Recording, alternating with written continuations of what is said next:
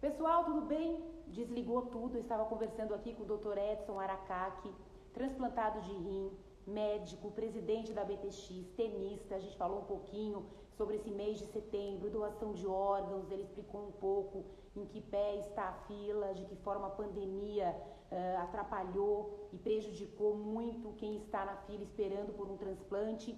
Por algum motivo que eu não sei qual foi, caiu tudo aqui. Enfim, eu não sei se foi a minha conexão, mas o vídeo foi encerrado. O pior é que não salvou. Depois eu não vou ter, eu vou fazer várias perguntas para ele de novo. Vamos ver aqui se o Dr. Edson já está entrando para dar um oizinho para ele. Essas coisas acontecem, né, gente? Em transmissões ao vivo é assim mesmo. Tinha tanta gente aqui, eu não tinha saudado ainda as pessoas. A gente estava engatado num papo aqui. Mas eu convido todo mundo a, por favor, escreva novamente. Eu quero ler todas as mensagens. Eu vi que algumas pessoas mandaram beijos para o Dr. Edson. Tinha uma pessoa aqui que falou que tem um filho transplantado, né? Então volta aqui, conversa comigo, conversa com a gente, que eu quero falar de vocês também. Essa conversa aqui é para a gente entender melhor essa rede tão complexa, né, que é a doação de órgãos, e como é que a gente faz para ajudar, para se colocar e para disseminar essa cultura de doação, né, que no Brasil ainda está meio capenga, né? Deixa eu convidar aqui de novo o Dr. Edson. Vamos lá. Ele já vai entrar de novo aqui. Doutor Edson, menino, caiu. Caiu. Eu falei, putz, acho que a minha conexão tá ruim, Renato. Que coisa estranha, né? O negócio fechou completamente. Já caiu, assim, outras vezes já caíram, mas fez um zoom, assim, chega, sabe? Nossa, e pior, sabe qual é o pior? O pior é que não salva. Não salvou. Quando acontece isso, você não tem a opção de salvar. Então é Ai, capaz que eu te faça um monte de pergunta igual de novo. A gente refaz. A gente volta aqui no tempo. o importante é bater um papo. O importante é a gente bater papo, conversar com as pessoas aqui. Eu estava falando quando eu voltei agora, que eu vi muita gente escrevendo e te mandando beijo, acho que pessoas talvez pacientes e pessoas que te conhecem e tal. Teve uma moça que falou que tem uma filha, né, que teve transplante de pulmão, eu não consegui ler o nome, então eu estou pedindo para todo mundo voltar aqui, né? Agora a gente volta a convidar todo mundo. E eu acho legal a gente falar em que pé nós estamos agora, né? A gente teve a pandemia foi dramática para absolutamente tudo, né? Continua uma situação absolutamente atípica, mas para os transplantados que já foram transplantados, foi um perrengue. E para quem está na fila, mais ainda, e você estava falando justamente do transplante de córnea, que é uma cirurgia que a pessoa vai, marca, e que de repente o calendário teve que ser extinto em função do corre-corre de hospitais, enfim, para tratar as pessoas que estavam contaminadas, enfim, com coronavírus, né? Hoje, em que pé a gente está? A gente vai conseguir retomar? Vocês têm uma estimativa de em quanto tempo vocês fecham esse buraco que se abriu durante a pandemia, doutor Edson? Putz, esse buraco é bem difícil fechar, né, Renato? Porque É mesmo? a fila no final de 2019, né, então antes de começar a pandemia, a fila era de 35 mil pessoas, né, para órgãos sólidos, né? Uhum. E agora, né, metade de 2021, essa fila já está em mais de 45 mil pessoas, né? Então, assim, aumentou 10 mil pessoas em um ano, né? Então, assim, foi um aumento muito grande, né? Considerando que, em média, a gente estava fazendo 9 mil transplantes por ano, né? Transplantes de órgãos sólidos por ano, né? Então, você vê que, assim, é um salto brutal. E se a gente mantiver essa média, né? Assim, então, né, estava com um nível de doação bom, né? Em 2019 e tal. Assim, vai ser super difícil fechar, né? Esse buraco que se formou aí por conta da pandemia, né? Tem alguns, os levantamentos da BTO, na verdade, mostraram que o primeiro semestre de 2021 houve um aumento de novo no número de doações comparados com o primeiro semestre de 2020. Então, esse número aumentou 13%, né?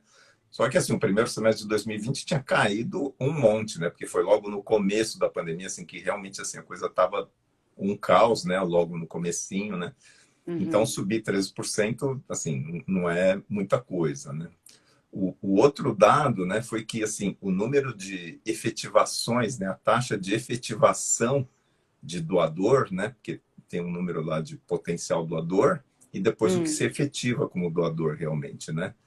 Esse número, Renata, caiu 44%. Então, assim, muito. Essa relação, e isso era de quanto antes? Então, antes se tinha. O número é assim: de cada 4 pessoas, uma doava. Potenciais? Potenciais. Né? De cada 3 pessoas, uma doava. Agora tá, de cada 4, uma que doa só.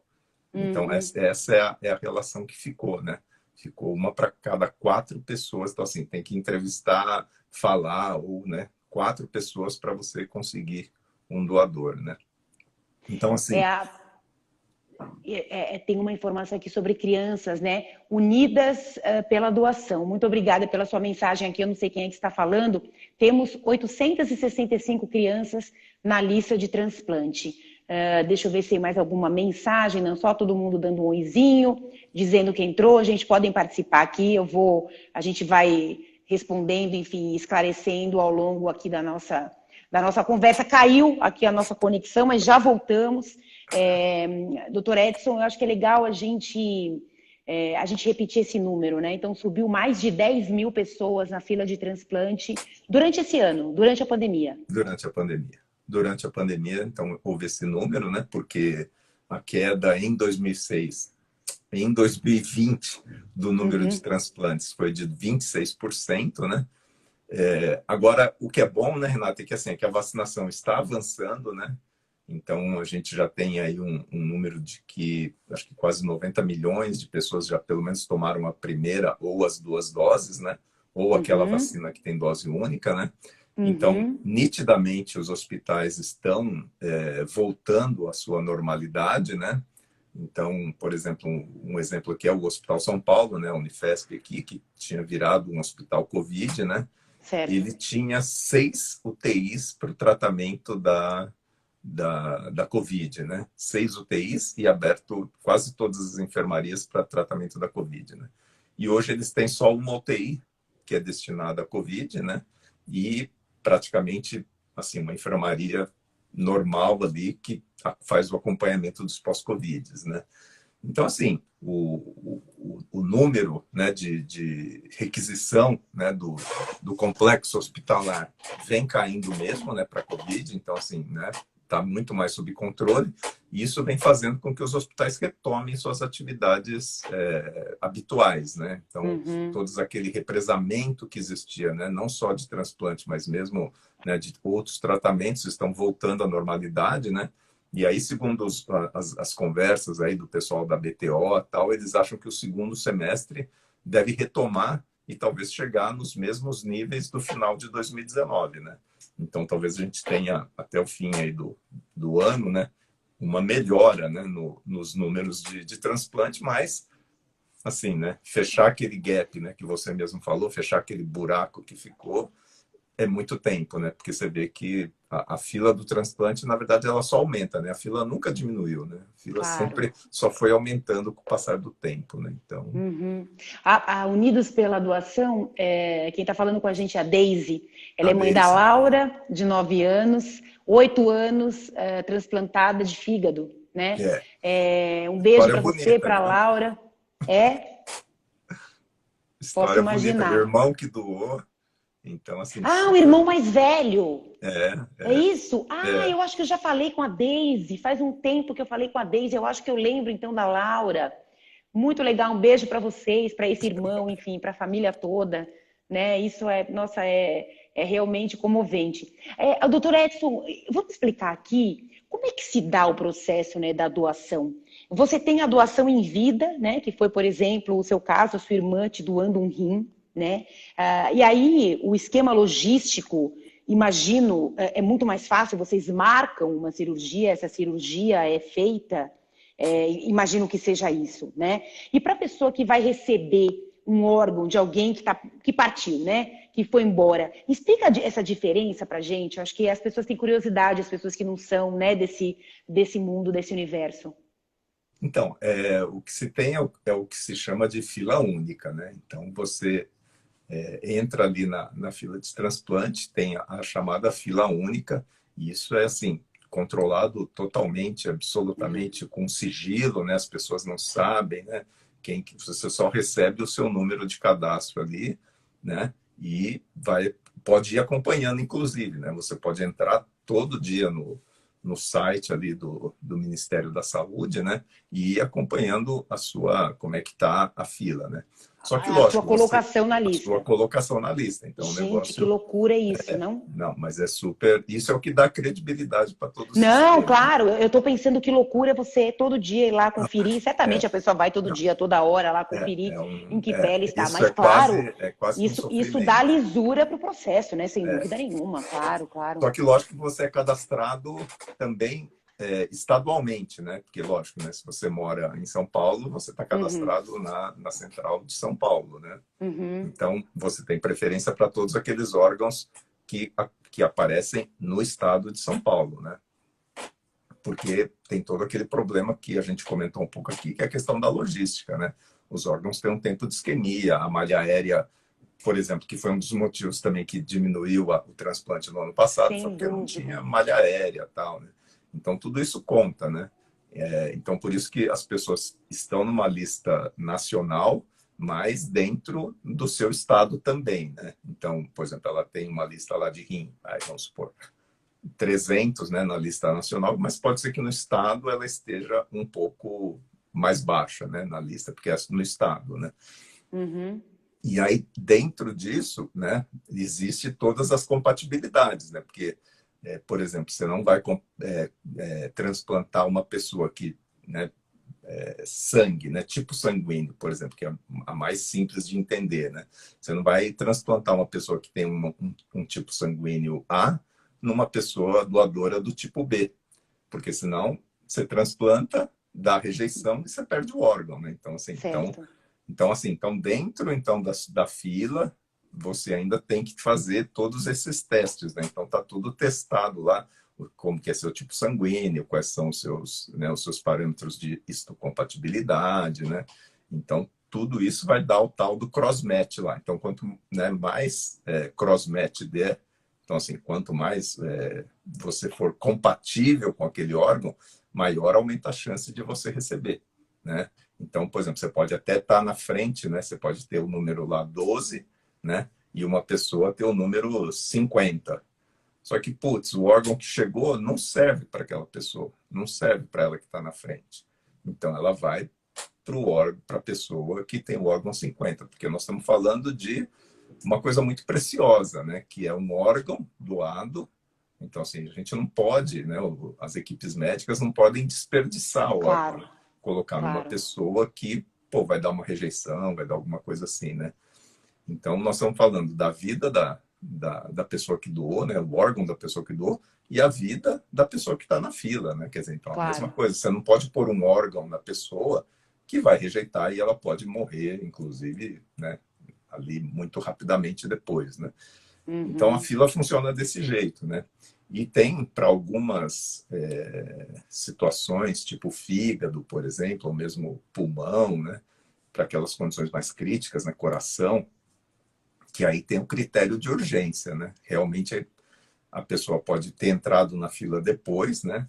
Então, por exemplo, no caso do fígado, né? Tem o tal dos critérios de MELD, né?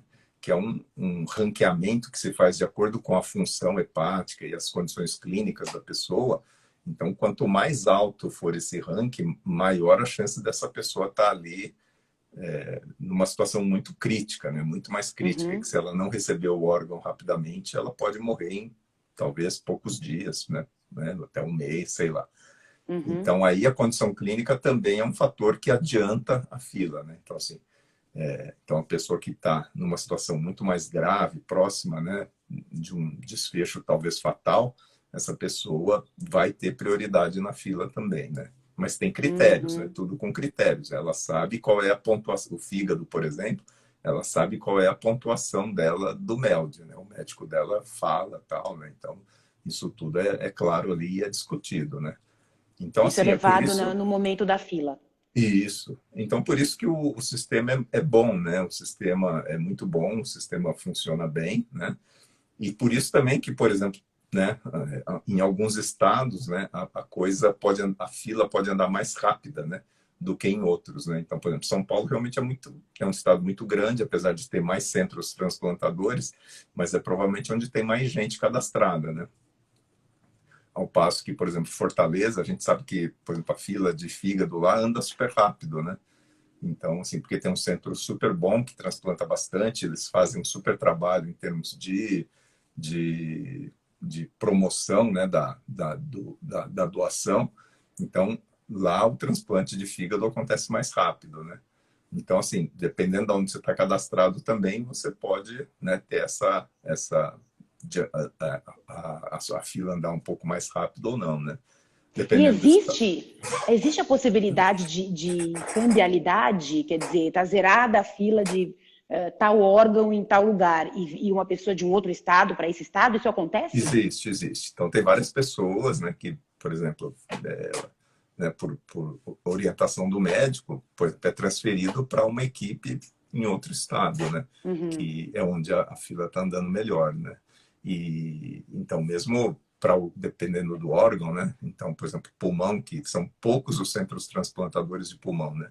Acho que hoje ativo no Brasil, talvez tenha só três centros ativos transplantadores de pulmão, né.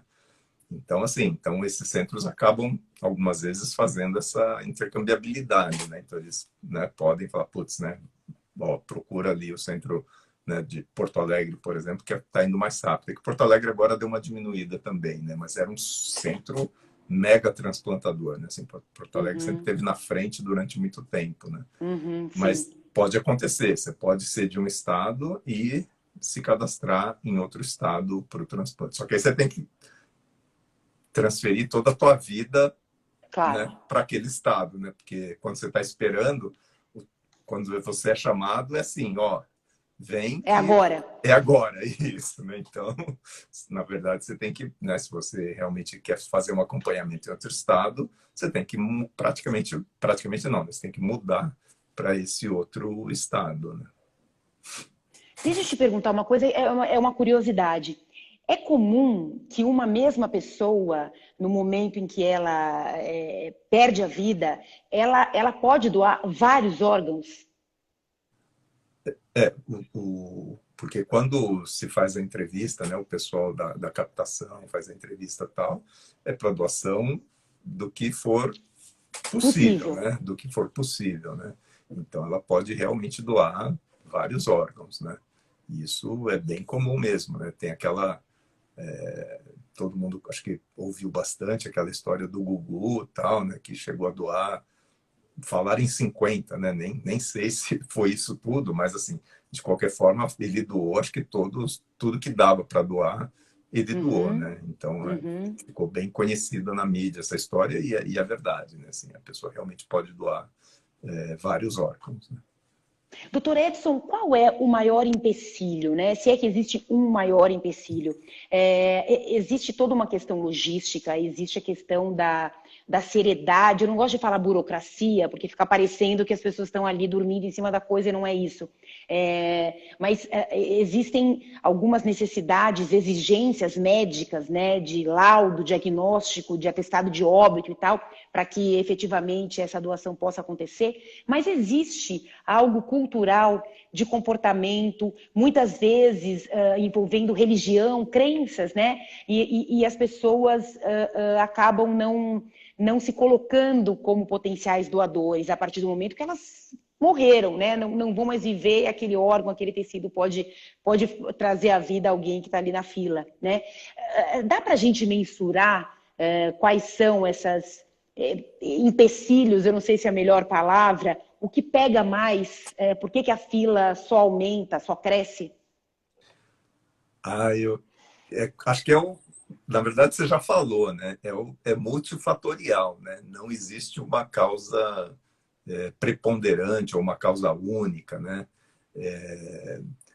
você até mencionou religião como talvez uma causa. Bom, só para a gente, né, deixar um esclarecimento aqui, né?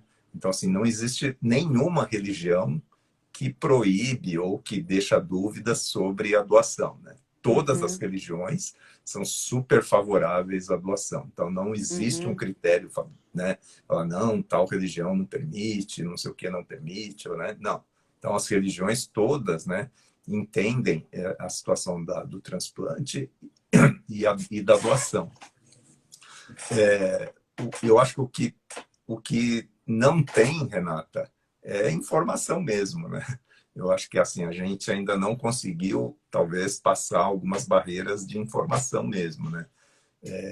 Então, assim, a negativa familiar segue na taxa de 40%, faz tempo que ela está nessa taxa de 40%, né? Então, assim, a gente não consegue evoluir, né, acho que no esclarecimento, né, da população em geral sobre a necessidade da doação, né?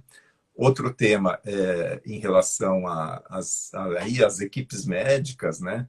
E quando precisa notificar a morte encefálica, né? Porque a morte encefálica é um procedimento que é de notificação, né?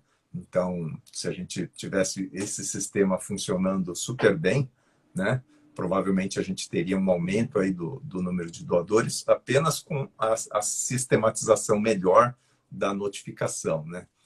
Um outro tema, né, é que, lógico, né, todas as organizações de procuras de órgão, né, que são as OPOS, né, que é o pessoal que vai realmente fazer a entrevista, a conversa, né, a gente sabe que falta recurso humano até, né, não tem pessoas em quantidade suficiente, né, para, por exemplo, uma UTI lá no interior de São Paulo, né, notificou uma morte encefálica. O OPO mais perto, né, a organização de procura mais perto de órgãos ali mais perto, talvez seja meio longe ou não tem. Então, assim, não consegue chegar para fazer uma entrevista para a família, né? Então, você vê que, assim, as dificuldades são várias e, então, assim, não dá para colocar o maior peso, por exemplo, é a família que não doa. Não, a família doa, a família quer doar, mas algumas vezes ela não consegue nem ser procurada, né? A gente não consegue chegar na família para conversar, né? É isso que eu ia perguntar para você, porque você falou que 40% continua, né? Essa taxa de 40% da negativa das famílias. Mas isso se dá em que momento? Porque no momento ali hospitalar, o momento em que a pessoa realmente, efetivamente foi internada e não vai mais sair, ela morreu, ali se fala com a família em relação a isso, ou esses 40% já vem de antes? Como é que é feita essa conversa? Não. Nesse caso da negativa familiar é porque a família foi consultada, né? Então, nesse caso... Mas também não é uma prática a família ser consultada. Não há uma sistematização. Então, quem tem que fazer isso são as equipes especializadas, né? São essas equipes de procura, organização de procura de órgãos, chama OPO, né? As OPOs, né? O pessoal que tem que ir, ou o pessoal da CIDOT, que é o pessoal que já tem treinamento, capacitação, que sabe, né, trabalhar toda essa questão do luto da família, né? Lógico. Porque você tem que explicar bastante para a família, né? Você tem que... Não, um momento, imagina, claro. Um momento, sei lá, assim, é super difícil, né? Então tem que ter muita empatia, né? Você tem que ter muita solidariedade, você tem que muito falar tato, isso, né? mas Muita maturidade, tempo, né? ao mesmo tempo você tem que falar que, putz, né? Olha, né? A gente também gostaria que ele doasse, quer dizer, então assim, nossa, eu fico imaginando aqui, esse pessoal são heróis, né? Esse pessoal, assim, né? Sem dúvida. Então, sem dúvida. Olha só que que não interessante, consegue, talvez, ter essa conexão, né? Então, assim, a pessoa vai lá, fez o contato, né? E aí, 40, quando a gente fala 40, é porque realmente a família foi entrevistada e negou, né? A família não quis fazer. O Paulo, ele falou uma coisa super importante, né? Todos deveriam ser doadores, a não ser que, né, registrasse em vida que não quer ser doador. É o contrário do que acontece hoje, né? Ele fala, tem que mudar a lei. Então, todo mundo é doador até que se conteste o contrário em vida, né? Porque é isso, você falou sobre a falta de informação, é por isso que cada vez mais esse assunto, para mim, é tão óbvio, sabe? Né, a minha vida acabou, se o que tem aqui ela pode servir para alguém, por favor, né? Olha que privilégio eu seguir aí vivendo, né, em outros corpos. Isso é tão básico, né? Embora a gente esteja vivendo num mundo tão estranho, né, de falta de coletividade, de empatia, uma coisa tão maluca, dramática, né, que a gente está vivendo um momento realmente triste, né? Mas o que a pessoa precisa? Como é que a gente aumenta essa verbalização de que sou doador, doador? Como é que a gente ajuda? Como é que a gente agita esse negócio, doutor Edson? Eu Socorro! acho que você está fazendo a tua parte, né? Sem dúvida. Eu não Ai, tenho meu dúvida que você está Deus. ajudando muito, né? Você é uma pessoa ativa aí, né? Putz, você está sempre aí falando disso, né? Mas sabe que a BTO, junto com a Ibrafig, né? A Ibrafig é o Instituto Brasileiro de Fígado, eles fizeram uma pesquisa agora em julho sobre doação. E eles falaram que, né, foi uma pesquisa do Datafolha, né? E 70% das pessoas se declararam a favor da doação, né? Que sim, eu tenho intenção. Então é um nível altíssimo, né? 70% é fantástico, né? Agora, por outro lado, né, a outra pergunta era se ele já tinha, então, conversado com a família, né? E aí, pumba, assim, despencou, né? Parece que, acho que não sei se era 30% ou 40% só que tinha conversado com a família. Então, você vê, né? Porque isso é o que a gente sempre fala, né? Declare-se um doador e converse com a sua família, né? Essas coisas estão juntas, né? Sem dúvida, sem dúvida. Então, você vê que se a pessoa, mesmo que ela fale que ela seja um doador, mas se ela não falou com a família, no momento em que né, você vai ali e precisa da doação, quem decide é a família. Então, não adianta você ter uma declaração ou ter falado, mas se ninguém ouviu aquilo, se ninguém sabe, né? E mesmo que alguém ouviu, mas se a família achar que não, é não mesmo, assim, não doa. Então, né, isso até que você comentou aí que o Paulo falou, né, de todo mundo ser doador, na verdade, né, isso já teve no Brasil, né. Eu sou bem mais velho, né, e em 96 a lei era de todo mundo era doador. E isso aparecia, Mas aí inclusive, depois teve. Então, mas aí depois teve a necessidade, eu não sei se foi nesse momento, teve a necessidade de estar registrado isso na carteira de identidade, né? Isso, eu Não era tinha na minha isso? carteira de identidade que eu era um doador e tal, né? Em 96 ainda eu nem estava perto do transplante, né? Mas aí foi uma polêmica, Renata, né? Foi uma polêmica, porque assim, as pessoas, a grande maioria reclamava, não queria se colocar como doadora, porque tinha essa questão fantasiosa, né? Você já deve ter ouvido falar daquelas lendas urbanas, né? Que a pessoa acorda numa banheira de gelo porque arrancaram o rim dela, não sei o quê, né? Então, assim, tem essas coisas, né? A pessoa também achar que, pô, então se eu for para um hospital, eles vão me matar ou não vão cuidar de mim para pegar Vão meus órgãos, acelerar, né? né? Vão acelerar a minha Tá, morte para pegar os meus Então, órgãos. assim, isso é a falta de informação, né? Então, assim, a gente precisa trabalhar isso, né? A gente precisa entender que esses tabus, esses medos existem, né? E não dar risada. Não, a gente precisa esclarecer, né? A gente precisa conversar. A pessoa, para falar alguma coisa assim, é porque em algum momento ela ouviu alguma história ou alguma coisa aconteceu que ela pensa desse jeito, né? Olha, a Patrícia falando no Brasil, perguntando, na verdade, onde se faz transplante de pâncreas? São poucos os centros, como acontece também com o transplante de pulmão? São poucos também. São poucos. Transplante de pâncreas isolado é bem pouco. Tem muita gente que faz transplante de pâncreas-rim, né? E aí, assim, o Agarrinha aqui em São Paulo faz, mas também é pouco, né? Então, não é muito comum, não. Mas tem, os centros fazem. Né? Agora, doutor Edson, deixa eu voltar aqui na lei. Bom, aí teve aquela polêmica toda, o negócio é aquela tal da lei que não pega, né? Que no Brasil a gente está cheio, tem um monte de lei maravilhosa e não pega e fica por isso mesmo. Hoje em dia, como é que tá? A pessoa Não, tem que avisar a família. A pessoa não tem que fazer mais nada, é isso. Mas aí depois a família diz que não ouviu, aí a gente tem um problema. isso mesmo, Renato. Hoje em dia está desse jeito, né? Assim, a decisão é da família, né? E mesmo que a pessoa tenha se declarado tal, se ela não conversou com a família e a família, né, também não está totalmente alinhada e essa Uhum, doação não vai acontecer, né? Então, uhum. assim, essa legislação ela vem evoluindo em alguns países da Europa, né? São vários países da Europa que já têm essa legislação, né? A Argentina recentemente aprovou essa legislação também, né? Que todo mundo é doador. Todo mundo é doador. Para você não Uhum. ser, você tem que se declarar ao contrário, né? Mas isso também é uma discussão muito grande, porque mesmo alguns países da Europa aprovaram, a Holanda, por exemplo, acho que a França aprovaram agora só, né? 2017 ou 2018, alguma coisa assim.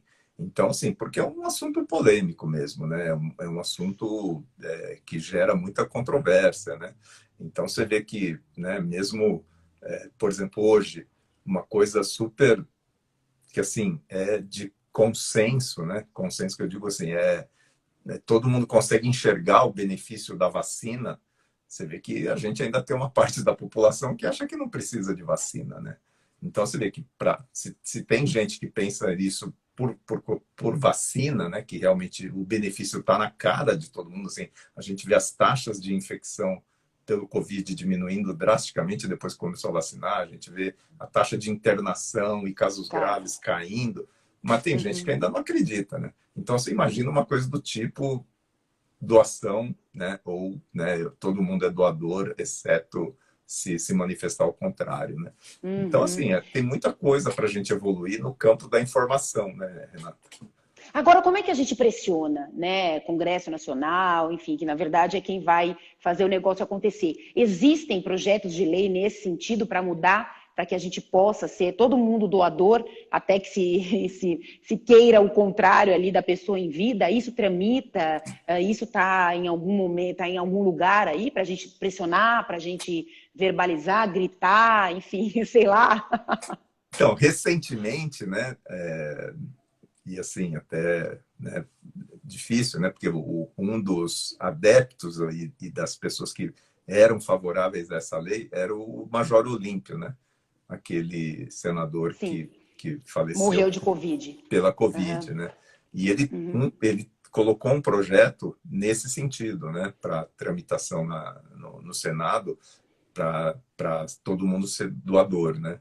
Uhum, Eu acredito que o projeto esteja parado agora, né? Então, assim, acho que o projeto perdeu um pouco da força, né, para seguir uhum, adiante, né? uhum. Mas existe esse e talvez existam outros, né, que devem estar ali, né? Porque assim, dependendo do tema, o trâmite lá dentro é muito difícil, né? Então aí eles vão juntando com outros projetos de lei para ver se aprova algum dia, né? Então, porque esse mesmo do Major Olímpio, acho que já deve ter uns 2 ou 3 anos que ele apresentou, 2 anos, não sei. Então você vê que está parado todo esse tempo, né? Mas acho que esse tipo de coisa, na verdade, é um debate que tem que ser feito com a sociedade, né? Primeiro, né?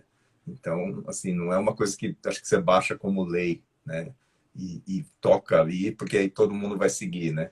Porque isso é muito polêmico, esse é um tema sensível mesmo, né? Você vê que, volto na questão da vacina, né? Você vê que tem gente que não quer tomar e não vai tomar e fala um absurdo tomar, não sei o quê, né? E que fere os direitos, né, dela como pessoa, não sei o quê. É o Então, assim, contrário, né? É o contrário. Não tem que querer ou não, né? Se é pro bem da coletividade, tem que então, tomar e pronto, né? é, Aliás, nunca se questionou vacina alguma, agora que a gente está nesse campo assustador, né? Tenebroso. E a gente imaginar que a gente ainda depende, né, de interesses, tudo tem interesse, né? Algum tipo de interesse. A gente está falando de uma doação de um órgão.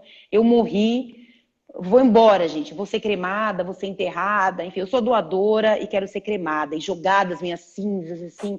Ai, no ar, assim, para voar, para tudo quanto é lado. Eu já falei isso para minha família toda, enfim, todo mundo já sabe. Então, Eu, publicamente aqui também, né? A gente nunca sabe o dia de amanhã. Se morrer legal, amanhã, legal, pode legal, tirar legal. tudo.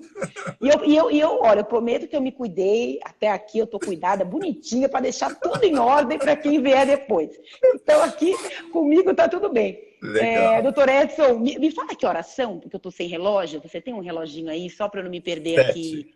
7. 7-1. 7. Então a gente tem, acho que tem mais uns 10 minutinhos, só para não fechar aqui de novo a live e a gente perder. Eu queria retomar a sua história, porque quem entrou agora e eventualmente não te conhece, não sabe, o Dr. Edson Aracaki, essa simpatia, esse sorrisão, ele é médico, presidente da BTX, tenista dos bons, que você é modesto, mas você joga, que eu sei, compete tudo que eu sei. Ficar aí modesto. E transplantado de rim, recebeu um rim de uma das irmãs, né? E contou pra gente aqui no comecinho, eu perdi isso porque deu um tilt aqui no celular, mas contou que na época da faculdade soube do teu problema renal, conviveu com ele por anos e que a atividade física, a prática esportiva que você conseguiu manter até certo ponto ali da sua doença, das suas limitações, né, renais, isso sem dúvida nenhuma te ajudou, né, no processo, na operação e depois para seguir a vida normal que você tem, né, esbanjando saúde. Retoma um pouquinho isso, doutor Edson. Eu acho que você conseguiu fazer uma super síntese aí. Nada O como ter poder essa de habilidade, síntese. né? Nada como ter feito isso bastante, né? Ai, Mas é isso ai. mesmo, assim. Então, acho que eu acho que a atividade física é importante, né? Eu acho que não só para quem transplantou, mas para todo mundo, porque isso, né, já tem vários estudos provando, né, que melhora a parte cardiovascular, melhora a prevenção de Alzheimer, né, melhora o humor, né, tira aquele coisa de, né, sintomas de depressão. Então, assim, a atividade física é realmente uma coisa mágica, né, que todo mundo deveria fazer, e os transplantados mais ainda, porque eu acho que faz parte até do tratamento mesmo, né? E, assim, eu devo tudo isso à minha irmã, né? Então, assim, a doação da minha irmã é o que me deu essa chance de continuar vivendo meus sonhos, né? Então, assim, hoje, sem dúvida, né? Eu me considero assim, uma pessoa bastante realizada em vários aspectos, né? E se não fosse pela minha irmã, assim, Renata, sei lá, a gente nem estava batendo esse papo, né? Talvez psicografado aí, eu sei lá, numa Não outra. teria o privilégio de estar aqui conversando com você. Nossa, que coisa boa. Que coisa muito boa. E a sua vida é completamente normal, né? Você é super saudável, você pratica atividade física. Todo dia, como é que é a sua rotina de treino? Você é médico também, tem uma agenda aí totalmente louca, né? Como é que é essa sua rotina? Não, minha Vai, agenda não seja já nem. modesto. Não, Vai, não, conta direitinho. minha agenda nem é tão louca, mas a atividade física eu priorizo. Então, eu jogo tênis 5 vezes por semana, né? Uhum. E jogo bastante, quase 1h30, 2 horas, né? Então, Acaba com a vida do adversário. não, acho que eu me acabo, mas eu fico feliz. Que ótimo. E você joga sempre, você tem sempre um pessoal que costuma jogar junto? É assim? Tem um pessoal tal que a gente joga junto aí.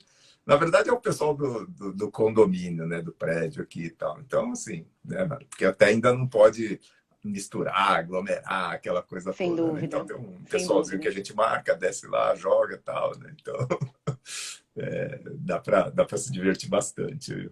Muito bom. Doutor Edson, para a gente encerrar, né? A gente falou no comecinho da nossa conversa, e muita gente entrou agora e não ouviu.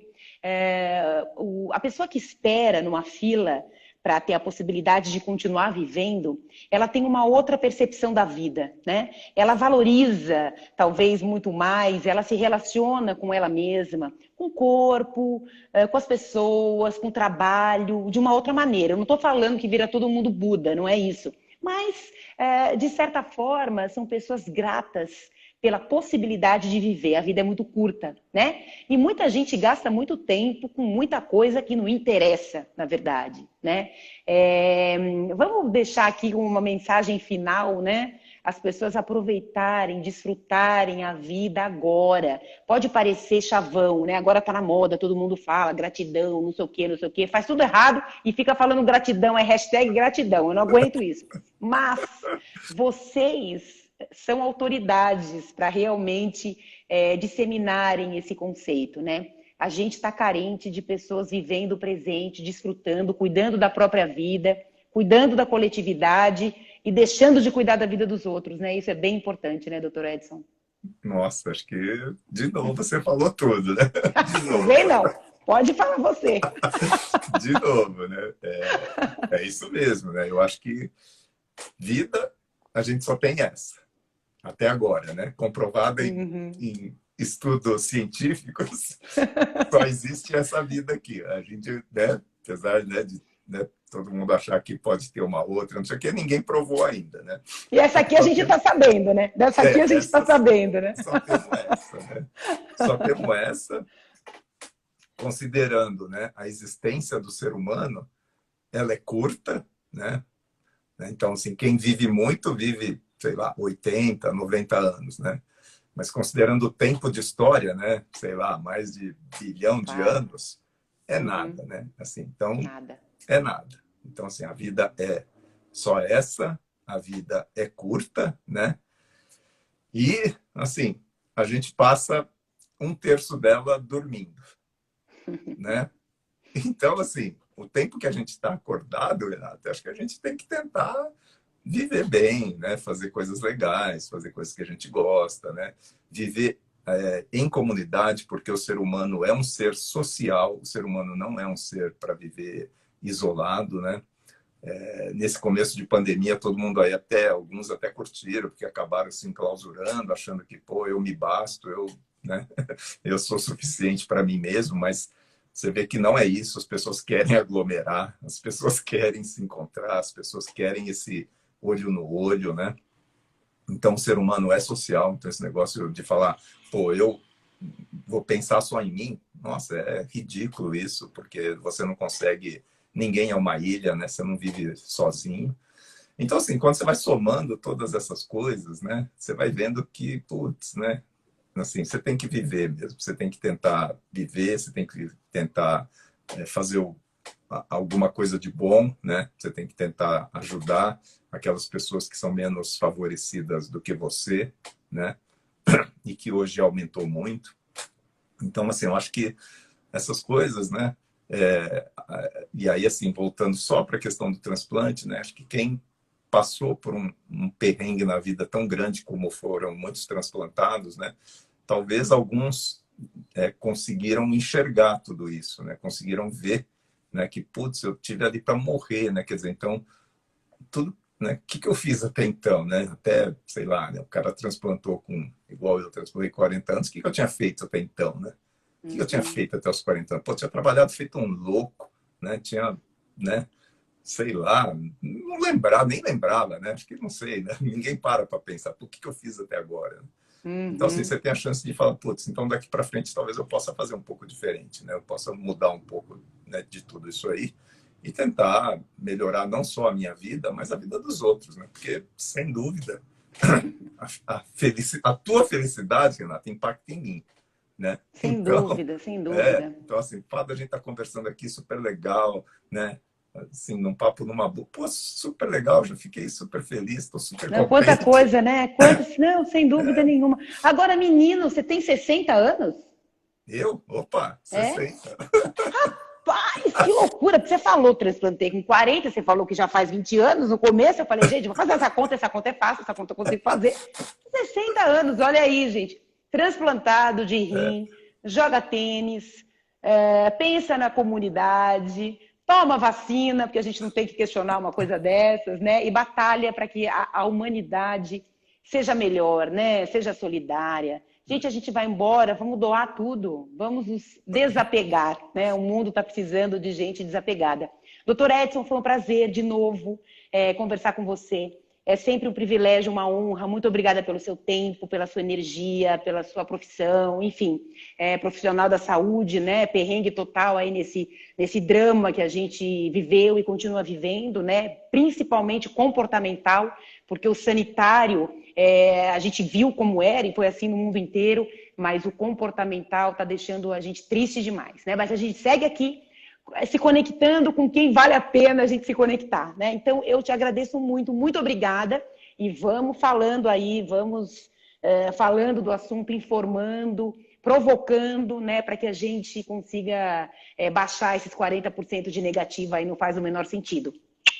Um beijo muito grande. Beijo, Renata. Muito bom, viu? Muito legal. Muito obrigada. Beijo enorme. Beijo. Tchau. Beijão.